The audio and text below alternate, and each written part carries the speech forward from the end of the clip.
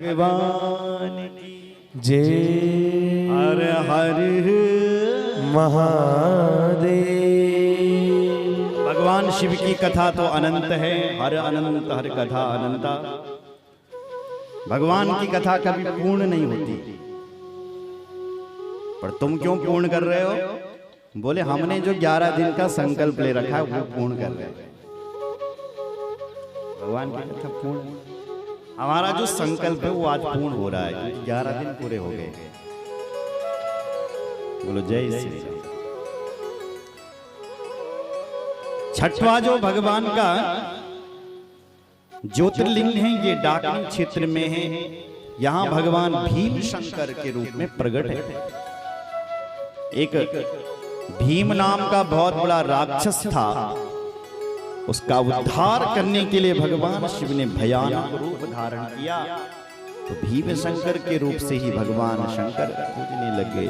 बोले भीम शंकर भगवान की जय। सातवां ज्योतिर्लिंग भगवान शिव का काशी में है, अभिमुक्त नगरी काशी। ये भगवान शंकर उत्तर प्रदेश वाराणसी में, काशी अभिमुक्त नगरी, और यह काशी भगवान शिव के त्रिशूल के ऊपर ही खड़ी। इस भगवान शिव ने इस काशी को अंतरिक्ष से भेजा है, इसलिए यहां पर मरने वाले लोग मुक्त हो जाते हैं। जैसे उत्तराखंड में शिव पुराण में लिखा हुआ है कि केदार खंड में जो मरने वाले लोग हैं वो मुक्त हो जाते हैं, ऐसी ही जो विश्वनाथ की नगरी में जो मरने वाले जीव जंतु हैं वो भी मुक्त हो जाते हैं। आठवां ज्योतिर्लिंग भगवान का गौतमी के तट पर त्र्यंबकेश्वर महादेव, ये महाराष्ट्र की भूमि पर है।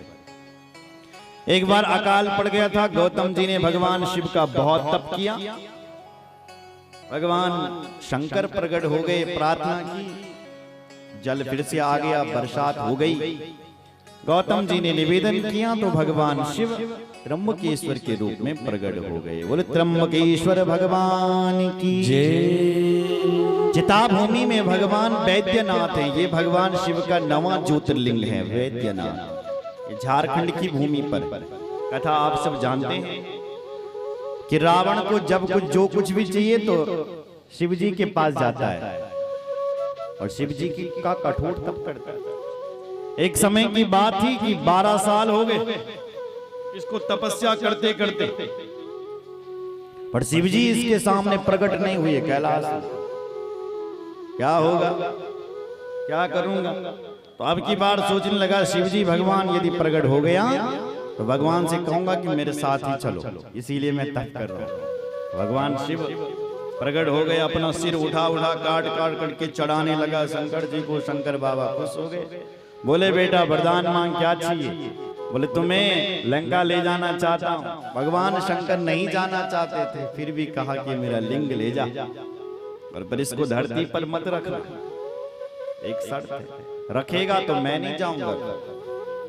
शंकर जी नहीं जाना चाहते थे। जैसे ही चिता भूमि पर पहुंचा वैसे ही भगवान शिव जी ने नारायण से प्रार्थना की तो नारायण भगवान ग्वाले का रूप धारण करके आ गया। रावण को मूत्र वेग आ गया, ग्वाले को बुलाया, भाई शिवलिंग पकड़ ले जरा, मुझे थोड़ा जाना। तो ग्वाले के पास वो कोई ग्वाला तो नहीं था, वो नारायण था, उसने धरती पर रख दिया। भगवान शिव वहीं पर ही विराजमान, उठाने का प्रयास किया तो नहीं उठे, तो वहीं पर आसन लग गया और वैद्यनाथ के रूप में भगवान शंकर की पूजा होने लग गई। बोलो वैद्यनाथ भगवान की हर हर महादेव। दारुक वन में भगवान नागेश्वर, एक दारुक नाम का राक्षस था, देवताओं को बहुत सताता था, उसका दमन करने के लिए भगवान शिव ने अवतार लिया, तो वहीं पर नागेश्वर के रूप में प्रकट हो गए। ये भी गुजरात की भूमि पर है। सेतु बंदे रामेश्वर भगवान का 11वां ज्योतिर्लिंग रामेश्वर में। आप जानते हैं कि भगवान राम को रावण पर विजय प्राप्त करवानी, इसलिए वो शिव जी का पूजन सागर के तट पर करते हैं।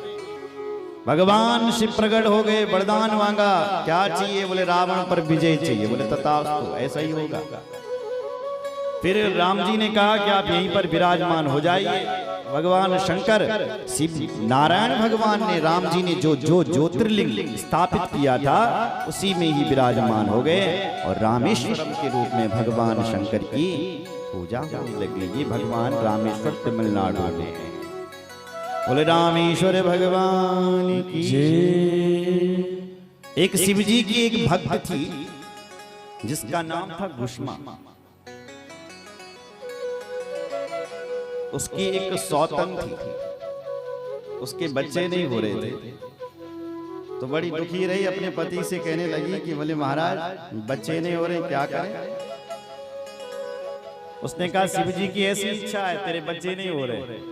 उसने कहा नहीं नहीं, मेरा बच्चा होना चाहिए। लोग मुझे अभागिन कह रहे हैं, गाली दे रहे हैं। बोले मैं क्या कर सकता हूँ? बोले मैं आपकी शादी अपनी बहन से करवाती हूँ। तो अपनी बहन से शादी करवाई, उसके बच्चे हो गए। और जैसे ही बच्चे जब तक छोटे थे तब तक तो प्रेम आया, लेकिन जब बड़े होने लगे तो उसका ख्याल ही ना रखे, अपनी माँ के साथ ही रहने लगे। अब इसको चिढ़ होने लगी, बहुत बड़ी चिढ़ हुई, तो उन बच्चों को मारने का ही प्रयास किया और मार दिया उसने। लेकिन उन बच्चों की माँ भगवान शिव के ध्यान में निमग्न रही, शिव जी की पूजा से टस मस नहीं हुई और उसने मार दिया और तालाब में जाकर के फेंक दिया। कह दिया तेरा बच्चा मर गया। फिर भी उस गुस्मा भगवान शिव जी का पूजन करने लगी और जब शिव पूजन से जब लौटी और जब रोने लगी कि मैंने शिव जी की पूजा की फिर भी मेरे बच्चे मर गए, तो पीछे से आवाज आई माँ। उसने पीछे देखा तो उसका बेटा तालाब से घर आ रहा है। शिव जी साथ में था। भगवान शिव की आराधना की, प्रणाम किया और कहा कि आप यहीं पर विराजमान होंगे। तो गुस्मा के कहने पर भगवान शिवालय क्षेत्र में प्रकट हो गए। बोल शंकर भगवान की जय। भगवान भी महाराष्ट्र में। ऐसी ही जो भगवान के ज्योतिर्लिंग हैं उनके आसपास 84 शिवलिंग हैं। उनका भी दर्शन करने से व्यक्ति मुक्त हो जाता है और जन्म मरण के बंधन से भी मुक्त हो जाता है। और शंकर भगवान की जय, रामचंद्र भगवान की जय, हर हर महादेव। आगे शिव पुराण में सन्यास धर्म का निरूपण किया गया कि सन्यासी को कैसे होना चाहिए, शिव दीक्षा कैसे लेनी चाहिए, कौन से मंत्रों से अभिषेक होना चाहिए, कौन से मंत्रों से शिव जी की पूजा होनी चाहिए। ये बहुत विधि विधान के साथ कहा गया है। जो लोग सन्यासी बनते हैं उनकी क्या क्या धर्म। किसी भी सन्यासी को, ब्राह्मण को तंबाकू नहीं खाना चाहिए। किसी भी सन्यासी को दिन में सोना नहीं चाहिए। तांबूलम तेजसम पात्रम रेता सेकम सितांबरम दिवस्वापो हि नक्तानां यतीनां षड्वर्जितः। जो यति हैं, ब्राह्मण हैं, जो धर्मी लोग हैं, उनको चाहिए कि गलत चीजों का सेवन ना करें। सन्यासी को ब्रह्मचर्य व्रत का पालन करना चाहिए। दिन में सोना नहीं चाहिए। रात्रि को भोजन ना करें तो बहुत अच्छा। बोलो जय श्री राम। दिन में ही भोजन करना चाहिए। इसलिए हमारे जो पुरातन महात्मा होते थे, जब तक सूर्य अस्त होता है उससे पहले ही भोजन कर देते थे। सूर्य अस्त के बाद और सूर्य उदय से पहले भी नहीं। सूर्य उदय के बाद और सूर्य अस्त से पहले भोजन कर देते थे। रात्रि को कुछ नहीं, रात्रि को केवल संयम, भगवान का ध्यान। कोई भी सन्यासी मरे तो सन्यासी को जलाना नहीं चाहिए, क्योंकि जलाया उसे जाता है जिसकी कोई 12वीं 13वीं करने वाला हो। जिसने पहले ही अपना सब कुछ जला दिया है उसको जलाने की आवश्यकता नहीं है। तो सन्यासी कभी मरे तो उसको भूमि समाधि या जल समाधि दी जाती है। कौन कौन से मंत्रों के द्वारा, किस विधि से, सब आगे वर्णन है। बोलो जय श्री राम। गृहस्थियों के घर पर यदि जन्म मरण हो जाए, हम सब गृहस्थी बैठे हैं, यदि गृहस्थियों के घर में जन्म मरण हो जाए तो सूतक लगता है मेरी माँ, सूतक। और सूतक पातक का विशेष ध्यान रखना चाहिए। जो लोग सूतक पातक का ध्यान नहीं रखते हैं उनकी घर की मूर्तियां खंडित हो जाती है। जो लोग सूतक पातक का ध्यान नहीं रखते हैं उनके घर में अशांति चल करके आती है। इसलिए सूतक पातक का विशेष ध्यान रखना। ब्राह्मण के घर में जन्म मरण हो जाए तो 10 दिनों का सूतक लगता है। क्षत्रिय के घर में जन्म मरण हो जाए तो 12 दिनों का सूतक लगता है। वैश्य के घर में जन्म मरण हो जाए तो 16 दिनों का सूतक लगता है। और चौथा जो वर्ण है, कनिष्ठ वर्ण का जो व्यक्ति है, उसके घर में यदि जन्म मरण हो जाए तो 1 महीने का सूतक लगता है। ऐसे शिव पुराण कहता है। ऋषियों, आप क्या सुनना चाहते हो? बोला और हम कुछ नहीं सुनना चाहते, आप अपनी कथा विराम की ओर ले जाए। श्री सूत जी महाराज मुस्कुरा पड़े और कह पड़े, आओ ऋषियों हम इस कथा को विराम की ओर ले जाते हैं। बोलो शंकर भगवान की जय। एतच्चव पुराणम ही समाप्तम हितमादरा पठितव्यम प्रयत्नेन श्रोतव्यम च तथैव ही। जो हितकारी लोग इस शिव पुराण को आदर सहित सुनते हैं, प्रेम भाव से सुनते हैं, शिव जी की भक्ति में तत्पर हो जाते हैं और इस भावना से शिव पुराण की कथा को सुनते हैं, ऐसे लोगों पर भगवान शिव का अखंड आशीर्वाद रहता और भगवान शिव उसका कल्याण। नास्तिक, श्रद्धाहीन, सठ, शिवद्रोही, पाखंडी, पुराण की निंदा करने वाला, वक्ता की निंदा करने वाले को शिव जी की कथा नहीं सुनानी चाहिए। जो श्रद्धावान लोग हैं उनको ही शिव कथा में आना चाहिए और उनको ही सुनना चाहिए। ज्यादा ना हो सके तो 108 बार शिव पुराण को सुने, इतना नहीं तो 51 बार, 51 नहीं तो 21, 21 नहीं तो 11, 11 नहीं तो 1 बार जिक अवश्य।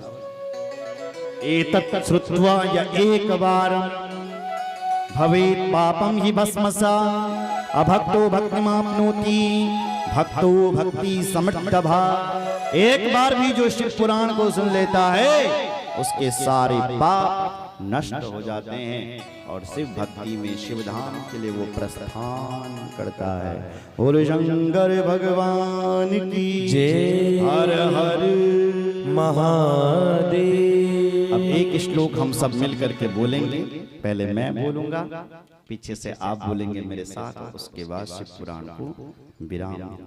एतद् शिव पुराणस्य, एतद् शिव पुराणस्य, एतद् शिव पुराणस्य, एतद् शिव पुराणस्य वक्तु श्रोतुश्च सर्वदा, तो श्रोतुश्च सर्वदा, वक्तु श्रोतुश्च सर्वदा, वक्तु श्रोतुश्च सर्वदा, सगणा सुसुता शाम्बा, सगणा सुतांश्चाम्बा, सगणा सुसुतः शाम्बा, सगणा सुतांश्चाम्बा, शंकरोति सशंकर, शंकरोति शशंकर, शंकरोति सशंकर, शंकरोति शशंकर।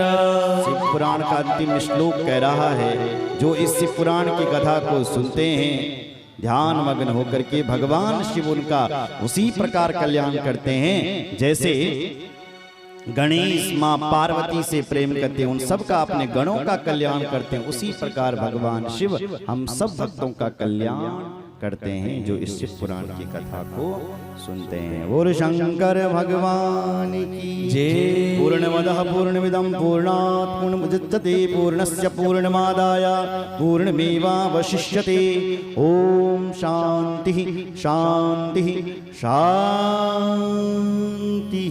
बोलो शंकर भगवान की जय। हर हर महादेव, हर हर महादेव, हर हर महादेव। अब बताओ कैसी लगी आपको कथा? अगर अच्छी लगी हो तो अपने जीवन में उतारिएगा, अगर नहीं अच्छी लगी है तो अपना बेटा समझ करके यदि कोई गलती सलती हो भी गई है तो आप अपना, जैसे माँ अपने बेटे को माफ कर देती है, बेटा चाहे कितना भी बिगड़ा हुआ क्यों ना हो, ऐसी कोई गलती सलती हो भी गई है तो आप हमें माफ कर देना। बोलो जय श्री राम। यदि कोई गलती सलती हो गई है तो मैं आप सभी का बहुत बहुत धन्यवाद करता हूं। और कथा सुनते रहना। कितने लोग चाहते हैं कि हम हर साल यहाँ पर कथा करें? हाथ खड़े करो। सब चाहते हैं? ताली बजाओ जरा अपने लिए। अरे वाह, सब चाहते हैं कि मैं हर साल आऊं। फिर करो हाथ खड़े। अरे वाह, ताली बजाओ अपने लिए। तो मैं जरूर आऊंगा, भूलना मत, ठीक है?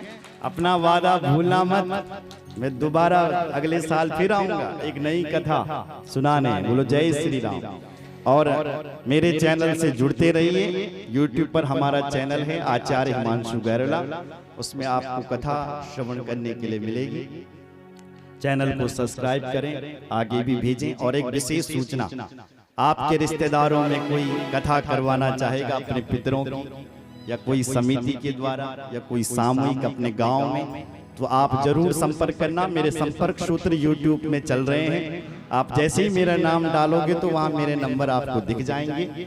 आप कॉल कर सकते हैं और अपने गांव में अपने पितरों के लिए, अपने रिश्तेदारों में कथा करवाने के लिए मुझे बुला सकते हैं। जरूर संपर्क करें।